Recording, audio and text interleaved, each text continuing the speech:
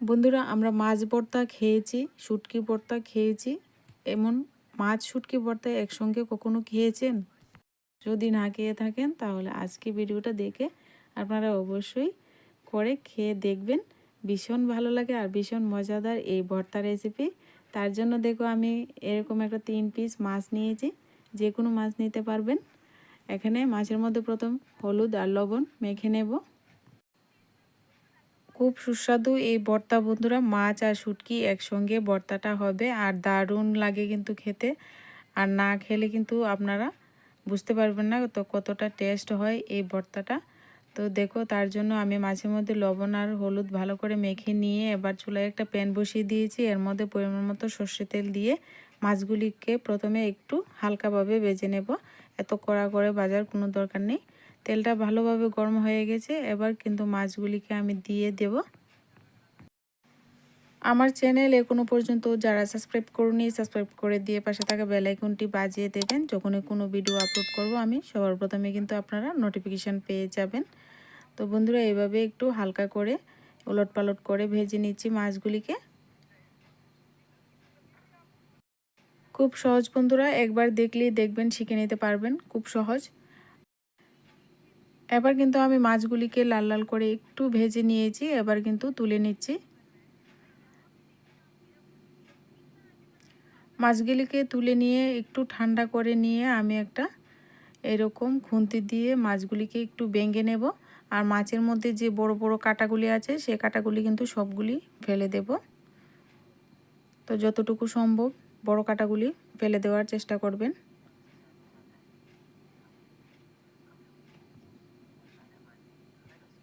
এবার এই যে বড় বড় কাঁটাগুলি আছে সেগুলি তুলে একটু ফেলে দেব, এতে করে খাওয়ার সময় কিন্তু মুখে পড়বে না।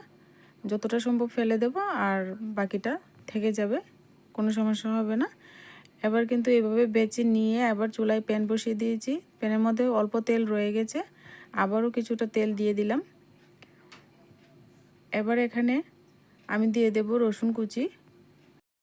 আমি এখানে 7 কোয়া রসুন খোসা ছাড়িয়ে এভাবে কুচি করে দিয়েছি, আপনারা কিন্তু গোটা গোটাও দিতে পারবেন। এবার সাথে দিয়ে দেব আমি এখানে 3টে বড় সাইজের পেঁয়াজ কুচানো। আর এই রেসিপিতে কিন্তু পেঁয়াজ কুচিটা একটু বেশি পরিমাণে দিতে হবে। তো এভাবে কুচি করে নিয়েছি পাতলা করে, এবার দিয়ে দিচ্ছি। এবার ভালো করে নেড়েচেড়ে পেঁয়াজটাকে একটু নরম করে নেব। এত কিন্তু কড়া করে ভাজার কোনো দরকার নেই। পেঁয়াজটা যতক্ষণ না পর্যন্ত একটু নরম হয়ে যাচ্ছে ততক্ষণ পর্যন্ত একটু নাড়াচাড়া করে নেব।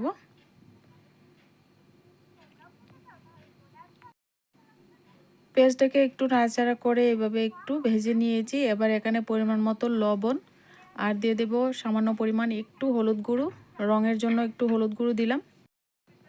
আর দিয়ে দিচ্ছি এখানে শুকনো লঙ্কা বাটা। শুকনো লঙ্কা বাটা দিলে ভর্তার রেসিপি কিন্তু ভালো লাগে খেতে।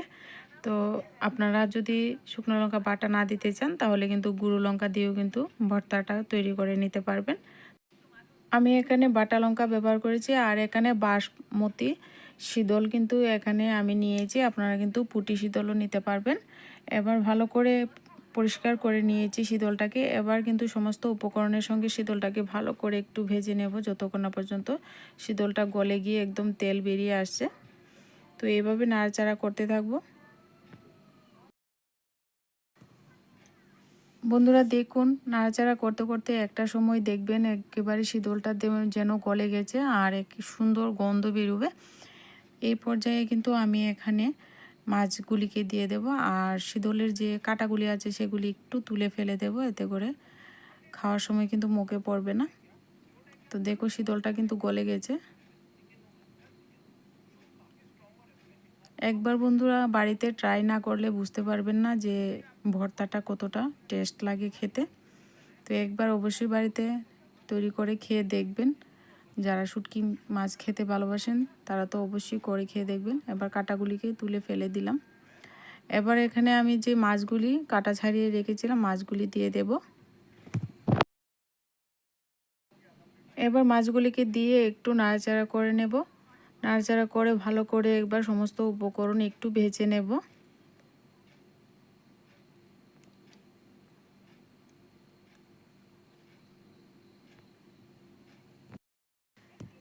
এবার এখানে আমি মশলার বাটিটা ধুয়ে 1 কাপের মতো একটু জল দিয়ে দিলাম।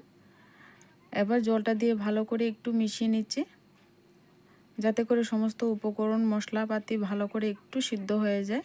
তো তার জন্য কিন্তু জলটা দিয়েছি। এবার আমি এখানে কুচনো ধনেপাতা অ্যাড করে দিলাম। এবার আবারও ভালো করে নাড়াচাড়া করে কিন্তু ভর্তাটা একেবারে যেন মিশে যায়। দেখুন বন্ধুরা কত সুন্দর লাগছে ভর্তাটা। তো আরও কিছুক্ষণ একটু ভালো করে টানিয়ে নেব।